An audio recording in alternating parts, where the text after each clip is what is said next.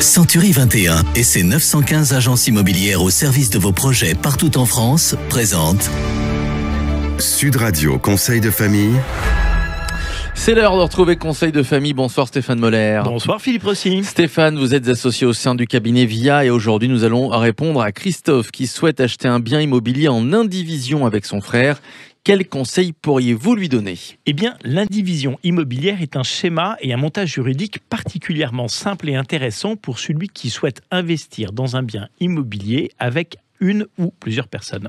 En effet, l'indivision existe lorsqu'un bien immobilier appartient à deux ou plusieurs personnes, appelées les indivisaires. Donc, dans ce schéma, chacun détient donc une quote-part du bien immobilier, mais qui peut bénéficier d'une indivision ? Eh bien, l'atout de l'indivision est que les restrictions sont quasi nul. L'indivision peut être choisie par des concubins, des partenaires de Pacs ou des personnes mariées ou par toute autre personne souhaitant investir avec quelqu'un d'autre. Il n'existe donc pas de restriction. Alors Christophe souhaiterait savoir quels sont les avantages de l'indivision immobilière. Eh bien, l'atout majeur réside dans le fait qu'il s'agit d'un moyen très simple d'acheter un bien immobilier à plusieurs et sans formalité ni démarche spécifique.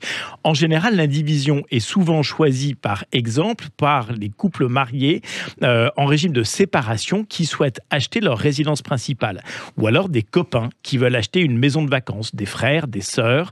Alors le bien peut s'acquérir à crédit, chacun des indivisaires disposant de sa propre ligne de crédit. Un montage juridique sans formalité administrative complexe reste tout de même exceptionnel et alléchant. J'imagine qu'il existe aussi des inconvénients. Et oui, naturellement. Alors certes, tout paraît assez simple, surtout lorsque les indivisaires s'entendent bien, mais cela n'est évidemment pas toujours le cas et des désaccords peuvent subvenir.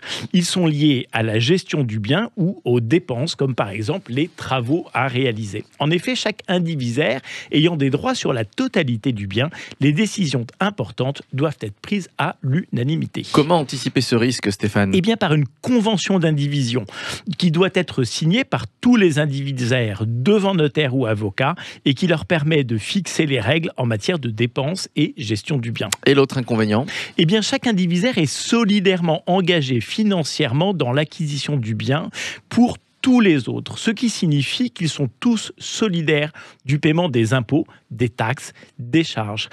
C'est à eux ensuite de répartir la charge de ces frais selon la quote-part qu'ils ont décidé d'appliquer, souvent au prorata des parts de détention. Oui, surtout si le bien n'est pas partagé de manière équitable. Alors, est-il possible de sortir de l'indivision ? Oui, en cas de mauvaise entente, un membre peut vendre sa quote-part, sachant que les autres indivisaires ont un droit de préemption sur cette part. Attention aussi aux conséquences d'une succession sur une indivision.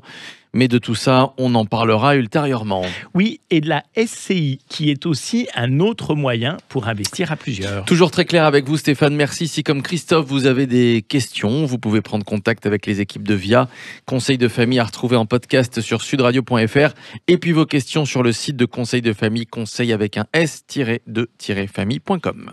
C'était Sud Radio Conseil de famille. avec Century 21 et ses 915 agences immobilières au service de vos projets partout en France.